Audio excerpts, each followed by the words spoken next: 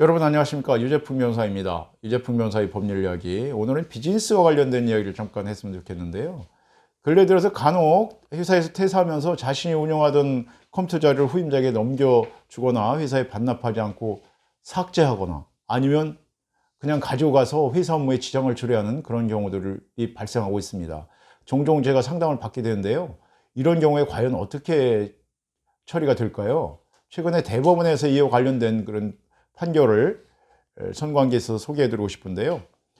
최근 선고된 2017도 16384 사건 판결에서 이 사건은 이제 부정경쟁방지법 및 업무방해죄로 이제 기소된 사안이었는데 피고인들에 대해서 징역형을 선고하는 원심을 확정했습니다. 그리고 대법원에서는 피고인들이 퇴사 무렵에 업무용 노트북에 저장되어 있던 업무 관련 자료를 모두 삭제함으로써 종전 근무하던 회사의 업무를 방해했다고 한 것인데요. 그리고 그 이유를 위력에 의해서 업무를 방해했다, 이렇게 판결을 한 것입니다. 원래 형법 314조 제1항에 보면 업무방해죄에 대해서 규정하면서 허위사실을 유포하거나 또는 위계 또는 위력으로서 사람의 업무를 방해한 경우, 그러한 자는 5년 이하의 징역 또는 1,500만 원 이하의 벌금에 처하도록 하고 있습니다. 여기서 말하는 위계라는 것은 말 그대로 이제 속이는 행위고요. 그다음에 위력이라고 하는 것은 폭행 또는 협박과 같은 유형행위 또는 사회, 정치, 경제적 지위를 이용한 무용행위를 막론하고 행위자의 위세, 사람 수 또는 주변 상황, 여기에 비추어서 피해자의 자유의사를 제압하기에 족한 그런 어떤 힘을 말하고 있습니다. 그런데 이번 사건에서 대법원은 위력의 개념에는 직접 가해진 힘이 아니더라도 업무 수행 활동을 불가능하게 하거나 곤란하게 하는 행위도 포함될 수 있다, 이렇게 하면서 컴퓨터 포맷 등 피고인들의 행위로 회사 경영 업무가 방해됐거나 방해될 위험이 생겼다, 이렇게 판시를 한 것입니다.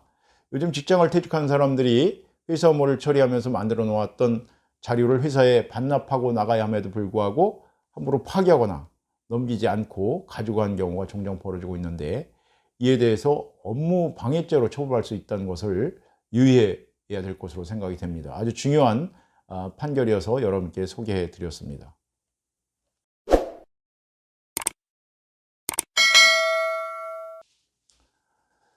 살아가는 이야기, 맛깔나는 언어 생활에 대해 잠시 생각을 해봅니다.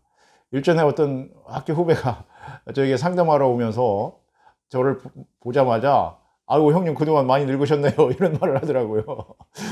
고등학교 한 8, 9년 후배인데 저를 10년 만에 찾아왔다고 합니다. 그래서 웃었어요. 야, 세월이 그런 거지 뭐, 이렇게 댓글을 했습니다만은 마음이 그렇게 깨우지는 않았습니다. 그러면서 거꾸로 제가 다른 선배 만난 이야기를 해줬는데요.